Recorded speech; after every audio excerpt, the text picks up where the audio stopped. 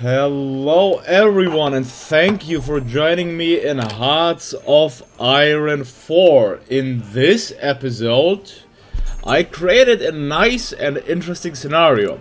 The Soviet Union is in active war with Turkey, Finland, Latvia, Lithuania, Estonia, Xubei, Myanmar, Iran, Xinjiang, Shanxi, Iraq, Afghanistan, Tibet, Nepal, Bhutan, Saudi Arabia, Yemen, and Oman. It is the AI. What we'll only do is we'll spectate this scenario and see how the AI does. So, the soldiers, the Soviets have more than them, slightly, but they might join factions, and the world may become a really interesting place. So guys, please leave a like and subscribe down below. Would be greatly appreciated. Let's get going, shall we? So, we'll have this nice music playing in the background.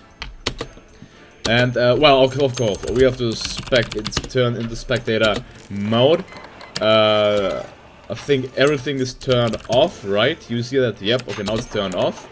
You see that I've done some changes to the game. And excuse me if the sound is messed up, guys. Please let me know in the comments how you think the sound is.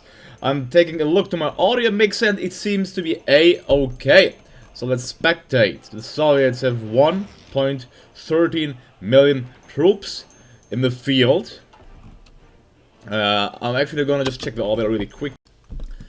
So yeah, the audio seems to be alright. So, the Soviets are, well, pushing pretty well. They are getting pushed back from Iran and Afghanistan, as it seems. So that might be a small problem for them, maybe. Who knows? Who knows? If we take a closer look, the strongest nation of those is Turkey with 245,000 troops in the field. But they lack infantry equipment, and the Soviets actually got encircled there. Oh no, they didn't. Iran is a very weak nation though, with just, let's see, Iran has, well, 12,000 troops, guys. Does someone know why Iran has only 12,000 troops? It makes like 0 sense whatsoever. But well, be it as it may. So these nations didn't join any factions. I think all the Soviet AI is doing really well, managing such an extremely long and broad front line. Let's see. It seems like they're concentrating their efforts against Finland at this moment. Finland, Estonia, Latvia, and Lithuania as well. Oh, Lithuania actually didn't attack the Soviet Union. Oh, they did. They did. If you see, yep, they are at war with them. The Soviets are taking the path of Marxism-Leninism. Who's gonna capitulate first? I think Iran. If you look, their only 2 divisions are just up there being encircled, and this pact of non-aggression is not really going to help you, Iran, So, guys, do you think that the Soviets can win this war in 1936 still? If yes, then we can say that they have mastered the art of blitzkrieg, right? So, Iraq is there no enemies, there are no divisions there, it's just free real estate. Essentially free real estate. And they only lost 16,000 troops, while the allies, let's call them allies, lost around 100,000. So Iran is the first one who, let's say, swapped sides. Well, they were forced to swap sides. Now they have become a communist, essentially, in nature. And, well, this is an interesting side that the front line is just flashing green for the Soviets. Iraq is the next one who has fallen to the Soviet rule. Saudi Arabia is well not even defending them. So I mean, these nations have far too few troops than to make a difference. I think, yeah, although them how many, like 15 separate countries at war with the Soviets, it doesn't seem like that they are really gonna make a difference. So, most casualties have been incurred by the Turks. Okay, Estonia is the next one to fall to the Soviet grasp. Who will follow? Let's see, guys. What do you think? I think it's really Latvia. Okay, Finland signed this white piece. You know, that's a scripted white piece. So, well, that's good for the Soviets, I suppose. If we take a look to the Soviet logistics, they are heavily out of supply for basically everything. Everything, especially weapons and also tanks, so everything. So they are ill prepared if someone else attacks them right now, but I don't think that's going to be the case. They have actually encircled a huge chunk of the Turkish army right here. So this is an interesting encirclement. I don't know why Xinjiang signed a white peace with the Soviets. They, okay, that was interesting to say the least, why they signed a white peace and why they don't puppet them. So this is weird. This is weird, you could say. I think it must be something scripted as well, maybe, I don't know. Yeah. Did the progress get back down? Well, 42,000, calculate 43,000. So, okay, Soviet Central Arabia got puppeted. So that's an interesting name for Saudi Arabia, for sure. So Latvia was the next country to be puppeted, essentially. So now they are the Latvian independent SSR. Lithuania, let's see, can they resist against the Soviet onslaught with their 20,000 troops? Well, Oman is next. Oman is next. It's just interesting how they just puppet everyone and don't really annex anyone.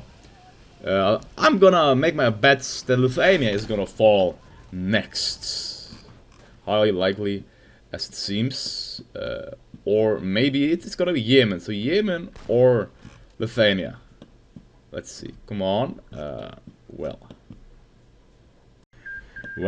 Lithuania was the one to fall next. Yemen have just one province left. Two provinces. Well, they have encircled the Soviet division. Interestingly.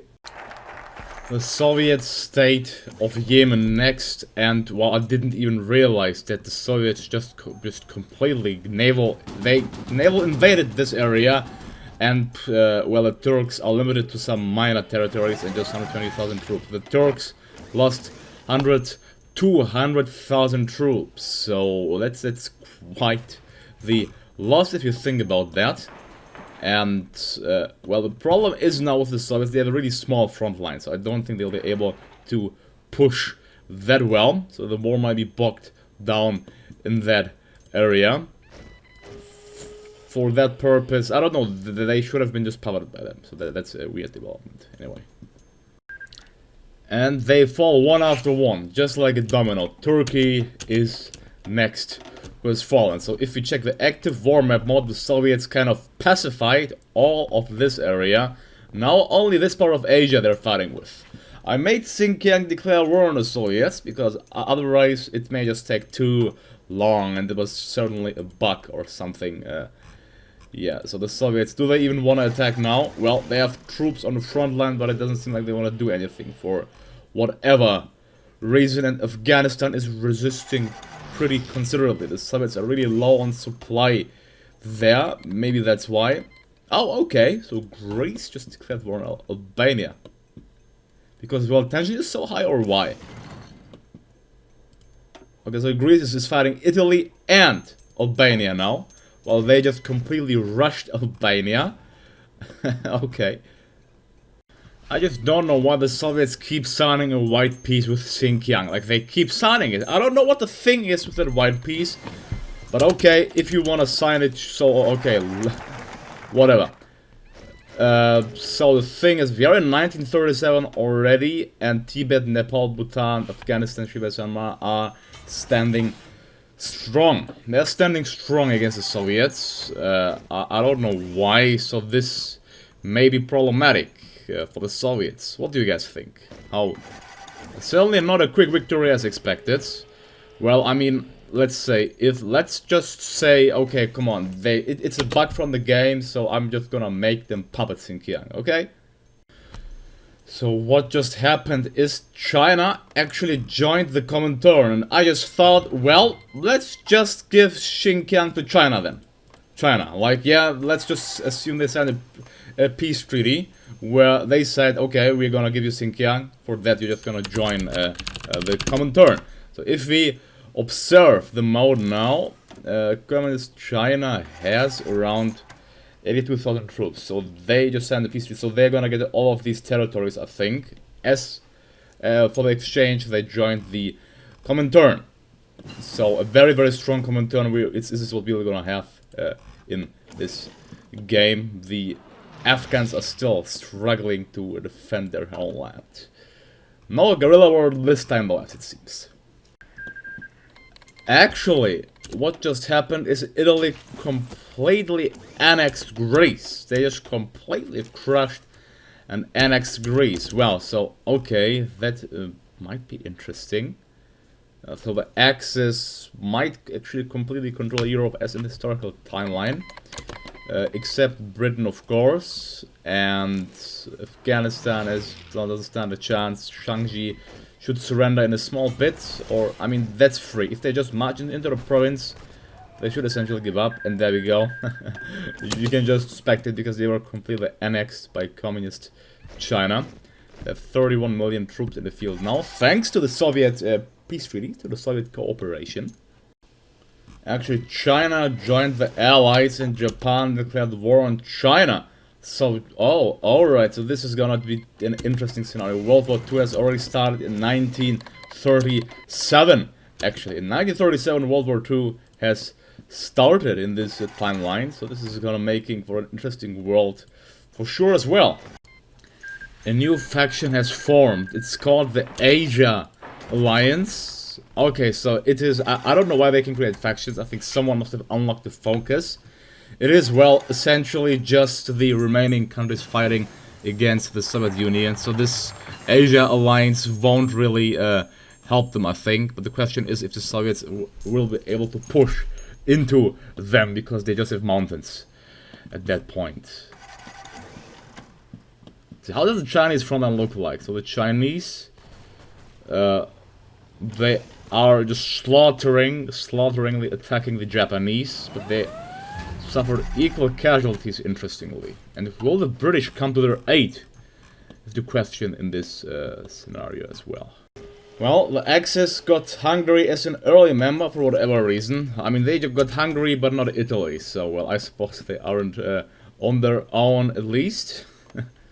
Well, guys, so I think it will be safe to say at this point that, well, a 1 versus 15 for the Soviets meant they actually puppeted most attacking countries, but I don't think that they can make progress against Tibet and Xibei-Shanma, because it's only mountain. It's only mountainous territory, and they have lots of volunteers there, so I don't think the Soviets can make progress against them, plus the supply in this area is very, very low as well. So I think this is the, you see they're just winning all the engagements here. So I think I'm gonna make a cut here. So guys, if you liked this, please let me know. Also, please guys, like and subscribe, would be greatly appreciated. And I hope that you all enjoyed it. This is the map of the, what the hell is that? This is the map of the Comintern, like you see, just like that. And guys, I hope you enjoyed it, and bye-bye, have a nice day.